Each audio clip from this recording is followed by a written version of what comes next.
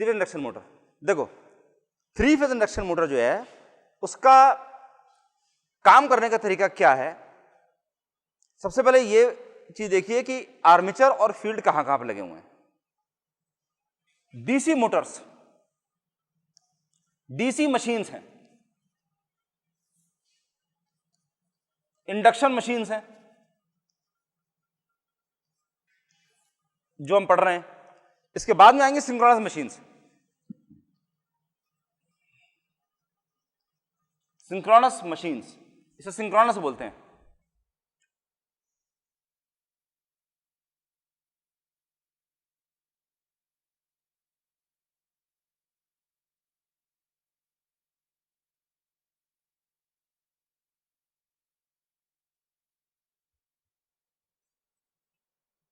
Stator और rotor.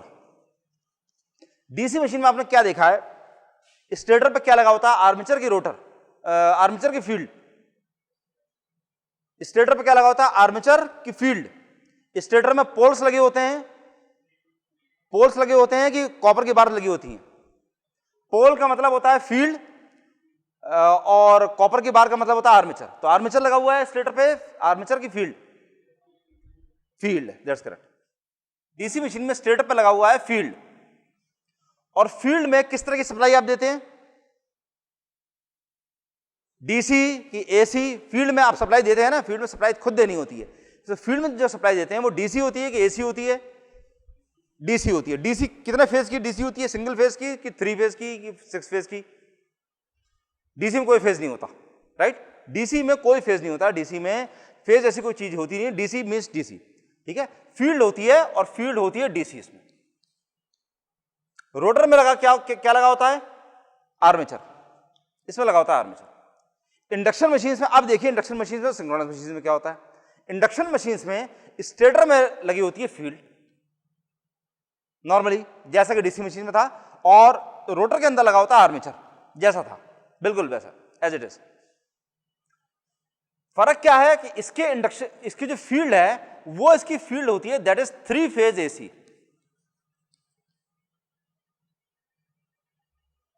और इन दोनों से अलग है सिंक्रोनस मशीन। सिंक्रोनस मशीन में स्टेटर पे लगा होता है आर्मेचर और रोटर में लगी होती है field, and that field is DC. ये तीनों अलग अलग केस हैं। कुछ सिमिलरिटी इसके अंदर है, कुछ सिमिलरिटी इसके और इसके अंदर है। इसके अंदर सिमिलरिटी क्या है कि दोनों में स्टेटर पे फील्ड लगी हुई है और रोटर में आर्मेचर लगा हुआ है। सिंक्रोनस मशीन में उल्टा होता है। And we are talking about large synchronous machines only, छोटी के लिए नहीं, बड़ी सिंक्रोनस मशीन, बड़े सिंक्रोनस मशीन्स होती हैं। इस पूरे हॉल के बराबर बराबर जो मशीन्स होती हैं, उन मशीन्स के बारे में बात कर रहे हैं। इसमें आर्मेचर यहां पे लगा होता है, फील्ड यहां पर होती है, ठीक। अब इंडक्शन मशीन्स में field is 3 phase AC. 3 phase AC का मतलब यह है कि स्टेटर में इसमें डीसी वाइंडिंग कर रखी थी, इसमें 3 फेज एसी वाइंडिंग कर रखी है, ठीक है। इंडक्शन मशीन जो अब हम पढ़ने वाले हैं, इंडक्शन मोटर, उसके अंदर आपने स्टेटर में 3 फेज वाइंडिंग करी हुई है। ये सेंटेंस जो है वो आप लोगों के दिमाग में अच्छी तरह बैठ जाना चाहिए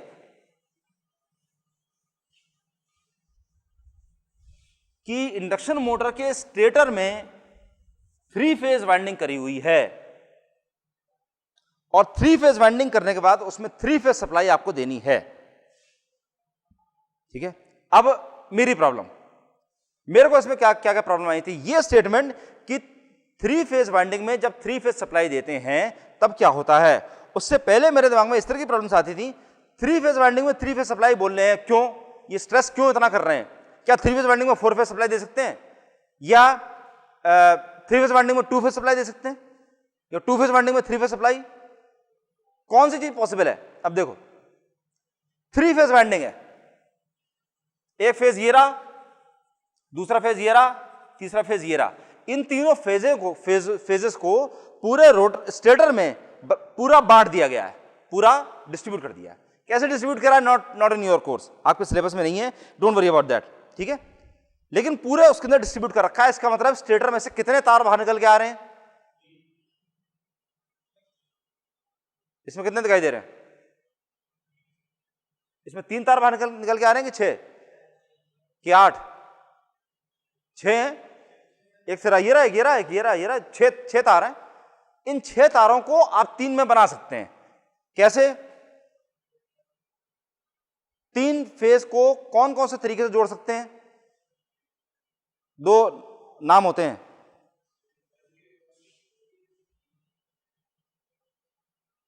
दो नाम होते हैं।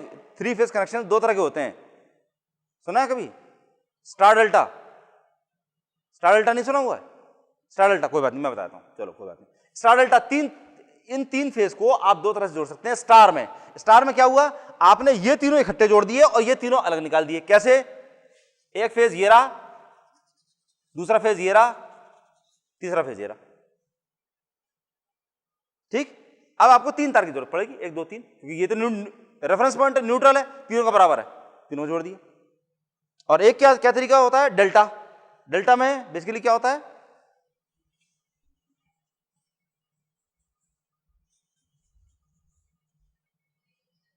ये डेल्टा, ये है स्टार और वाई।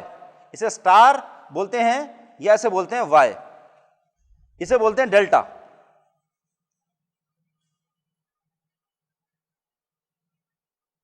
ये कनेक्शन होगा डेल्टा कनेक्शन। ठीक, तो स्टार में डेल्टा में आपने जोड़ रखा है। इसका मतलब क्या है? इसमें से 3 तार बाहर आ रहे हैं, 1 2 3, ये 3 तार, और इसमें भी 3 तार बाहर आ रहे हैं, 1 2 3, ये 3 तार बाहर आ रहे हैं। तो इस तरह से उसमें 6 तार बाहर आ रहे हैं, लेकिन आप उसमें से ये बना सकते हैं कि आपको उसमें स्टार में कनेक्शन करना था, डेल्टा में आपने उसमें 3 तार खाली बाहर निकाल रखे। तो अब प्रॉब्लम ये है कि मान लीजिए आपने स्टार में जोड़ रखा था, ये 3 फेज वाइंडिंग थी, 1 2 3, ये 3 तार उसमें बाहर निकल के आ रहे थे। अब ये 3 फेज वाइंडिंग है। इस 3 फेज वाइंडिंग के अंदर आप सिंगल फेज की सप्लाई दे सकते हैं? बताओ, सिंगल फेज की सप्लाई के लिए कितने तार चाहिए होते हैं? 2, न्यूट्रल और फेज 2 तार चाहिए होते हैं। ठीक है, ये रहा न्यूट्रल। अगर ये न्यूट्रल आपको यूज नहीं भी करना तो भी इन दोनों तारों के बीच में आप सिंगल फेज सप्लाई दे दीजिए, वन एंड सेम थिंग हो जाएगा। ठीक है, तो 3 फेज वाइंडिंग में सिंगल फेज की सप्लाई आप दे सकते हैं। 3 फेज वाइंडिंग में 2 फेज की सप्लाई दे सकते हैं। सिंगल फेज के लिए दो तार चाहिए होते हैं। एक न्यूट्रल पॉइंट मान ले तो 2 फेज के लिए कितने तार चाहिए होंगे? 1 2 3, या 2 3 तार चाहिए होंगे। तो 3 तार आप इसके अंदर दे सकते हैं, 1 2 3, 3 तार इसमें जोड़ सकते हैं। 3 फेज वाइंडिंग में 3 फेज की सप्लाई, ऑब्वियसली 3 तार आए, वो तीनों तार आपने इसमें जोड़ दिए, वो भी जुड़ गया। 3 फेज वाइंडिंग में 4 फेज की सप्लाई दे सकते हैं? नहीं दे सकते। चौथा फेज कहां जाएगा? कनेक्ट करने की जगह ही नहीं है इसके अंदर। That is a problem. ठीक, तो इसका मतलब ऐसा हो सकता है कि number of phases are less but number of phases in the winding are more. 3 phase supply और 3 phase winding, number of phases of supply should be less than number of phases in the winding. Winding जो आपने कर रखी है उससे number इसका कम होना चाहिए। बस ये वाली चीज आपको समझने की है। ठीक है, तो 3 फेज सप्लाई, 3 फेज वाइंडिंग, ये हो गया। तो अब वो स्टेटमेंट जो आपको बहुत अच्छी तरह याद हो जाना चाहिए, 3 फेज वाइंडिंग में अगर आप 3 फेज सप्लाई दे देते हैं, 2 फेज भी वैलिड है, लेकिन 2 फेज हम मान के नहीं चलते, 2 फेज से प्रॉब्लम आ जाती है काफी बात की बात। 3 फेज वाइंडिंग में 3 फेज सप्लाई, या 2 फेज वाइंडिंग में 2 फेज की सप्लाई, या 4 phase 6 phase 9 phase 12 phase. Poly phase winding में, सिंगल फेज वाइंडिंग नहीं, एक से ज्यादा, 2 या 2 से ज्यादा की वाइंडिंग में उतने फेज की सप्लाई अगर आप दे देते हैं, तब जो फील्ड बनती है, that field is revolving in nature. Revolving, ठीक, revolving magnetic field is produced. अभी आपको खाली इतना याद रखना है कि रिवॉल्विंग मैग्नेटिक फील्ड बन जाती है। पहले अभी यह समझना बाकी है कि रिवॉल्विंग मैग्नेटिक फील्ड क्या होती है और किसी और तरह की फील्ड होती क्या है।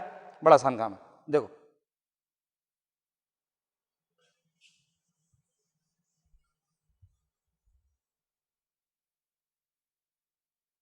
थ्री फेज वाइंडिंग कैसे होती है? डीसी वाइंडिंग कैसे होती है? ये रही DC winding.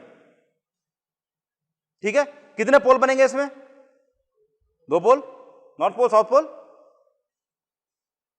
DC 2 pole DC winding, this is 2 pole DC, 2 pole DC. ठीक है,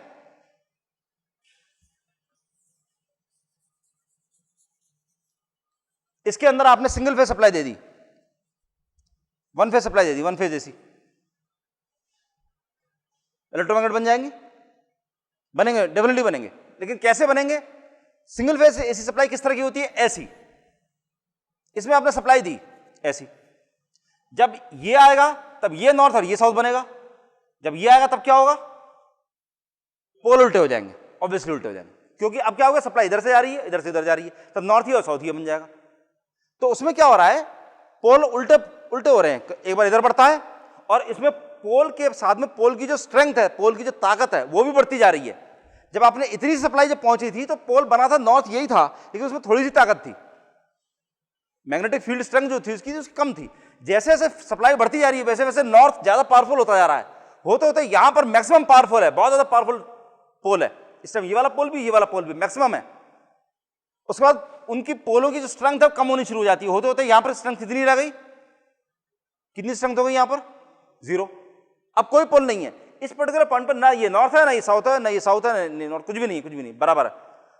जब यहां पर होना शुरू हो गया तो थोड़ा सा ये नॉर्थ बना, थोड़ा सा ये साउथ बना, फिर से बढ़ता जाता है। तो इससे लाकर झूला, झूला कौन सा वाला झूला? बच्चों के पार्क में देखा होगा, कहीं भी देखा होगा, उसमें बैठे भी होगा, छोटे हो गए तो वो झूला इधर जाता है, पेंडुलम, इसलिए पेंडुलम, इधर गए मैक्सिमम पॉइंट पर पहुंच गए, फिर वहां से कम होते होते आए, फिर 0 लेवल पर आ गए, फिर नेगेटिव डायरेक्शन में चलने शुरू हुए, फिर मैक्सिमम पॉइंट पर पहुंचे, फिर 0 लेवल पे आ गए। ठीक है, so this is single phase AC winding which is quite like DC, बिल्कुल डीसी एसी होती है, एंड फॉर 2 पोल, 2 पोल बन रहे हैं। ठीक है,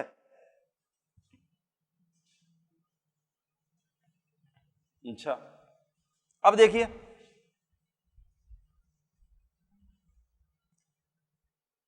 डीसी 2 पोल था, अगर आपने ये काम कर रखा है, 2 टुकड़े रखे हैं ऐसे, और उसके बाद आपने वाइंडिंग करी ऐसी,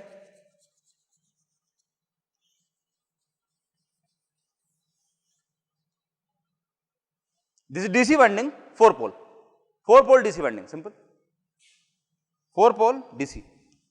ऐसी वाइंडिंग एसी वाइंडिंग भी होती है, 4 पोल, 4 पोल और सिंगल फेज एसी, वही वाइंडिंग भी ऐसी। अब 3 फेज वाइंडिंग, अब देखो, this is 3 phase 2 pole winding. 3 phase, तीनों फेज के नाम क्या क्या होते हैं? अल्फाबेट होते हैं ना उनके, आर होता है, फिर और क्या होता है? आर वाई बी, ये नाम नहीं सुने हुए? आर वाई बी, ये 3 फेज के नाम होते हैं, 3 तार उसमें निकल के आ रहे होते हैं, एक रेड होता है, एक येलो होता है, एक ब्लू होता है, इसलिए रेड येलो ब्लू से आर वाई बी, ये 3 तरह के होते हैं। ठीक है, आर फेज आया, वाई फेज आया, बी फेज आया, ये this is 3 phase 2 pole winding, खत्म, that's all. 3 phase 2 pole winding ये ऐसे होगी। अब इसमें आपने ये वाला काम कर रखा है कि इसको और इसको जोड़ दिया, और इसमें और इसमें ये सप्लाई दे दी। ये कौन सा कनेक्शन हो गया? स्टार के डेल्टा। 3 सिरे इसमें खुले छूटे हुए हैं, और 3 सिरे वो एक साथ जोड़ रखे हैं आपने। ये कनेक्शन कौन सा है? स्टार। ठीक है, अपने डायग्राम में अगर आप चेक करें तो उसमें आप ये देखेंगे कि तीनों वाइंडिंग का एक एक सिरा आपने कॉमन लेकर करके एक साथ जोड़ दिया है, और बचे हुए तीनों सिरे आपने खुले छोड़ दिए हैं, जैसे बेसिकली स्टार कनेक्शन। तो स्टार में आपने जोड़ दिया, जैसे 3 फेज 2 पोल वाइंडिंग ये होगी। ठीक, इसके केस में जब आपने 3 फेज वाइंडिंग कर रखी है, तब जो फील्ड बनेगी वो फील्ड किस तरह की होती है? वो फील्ड होती है मेरी गो राउंड जैसी। मेरी गो राउंड देखा हुआ है? मेरी गो राउंड वो वाला होता है, बच्चों का वो झूला होता है जिसमें छोटे छोटे घोड़े बत्तख वगैरह बने होते हैं, उसको डंडा पकड़ के बैठ जाते हैं, गोल गोल घूमते रहते हैं, देखा वो वाला? उन दोनों झूलों में फर्क अगर आपको समझ में आ गया तो आपको इंडक्शन मोटर की वर्किंग समझ में आ गई।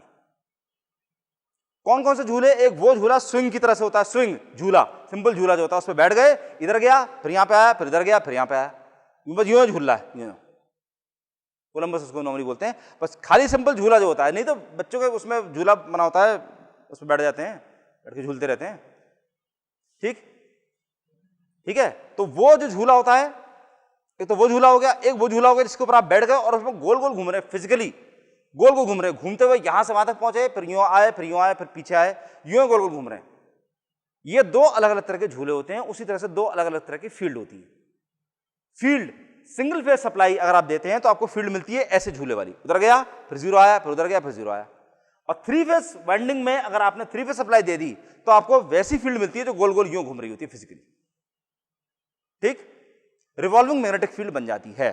इसके बाद उससे हम क्या करते हैं, विल स्टडी।